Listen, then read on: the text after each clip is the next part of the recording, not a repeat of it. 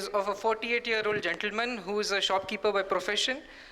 He had a history of trauma 6 years ago, femoral shaft, distal femoral shaft fracture, tibial shaft fracture, for which he underwent DFN and proximal tibia nailing.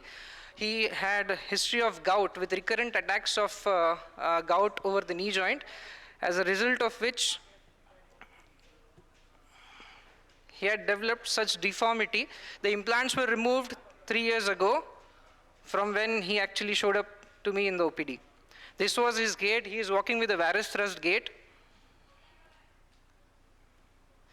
This was his X-ray. You can see punched out holes in the medial femoral and tibial condyle, as a result of which there is quite a bit of tibial condyle and medial tibial condyle and medial femoral condyle bone loss. This was his standing scanogram, which showed significant varus, which was correctable by 5 degrees, and this is his knee range of motion, 0 to 25 degrees. So what would be the treatment option? Considering the patient's age, his profession, so I had two options, arthrodesis versus arthroplasty. I gave him both the options, but he wanted to have some knee movement. He did not want to have a straight, non-bendable knee. So his expectations were pain-free gait, mobile knee joint, correction of deformity, squatting or floor activities were not expected by him. So the challenges that I anticipated were stiffness, exposure, just medial parapatellar approach would not be enough. That is what I thought. There were a lot of gouty tophi, if you could see in the X-ray. Those are not just osteophytes, those are tophi impregnated into the soft tissues around the knee joint.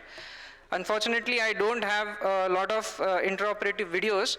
I struggled quite a bit with the exposure, so I had to do tibial tuberosity osteotomy to expose the knee properly. Tibial tuberosity osteotomy to expose the knee, had some tough time removing all the tophi and osteophytes. Had to do LCCK because there was some laxity in the medial collateral ligament. The ligament was damaged because of the gouty process. This is the post-operative X-ray.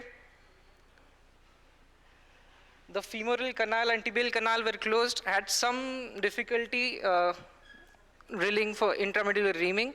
This is his post-operative picture and his gait at 1 year.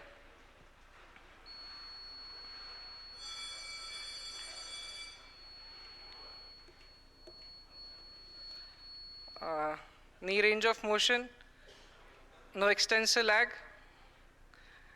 and bending 0 to around 85 degrees. Those are some references. That's the first case.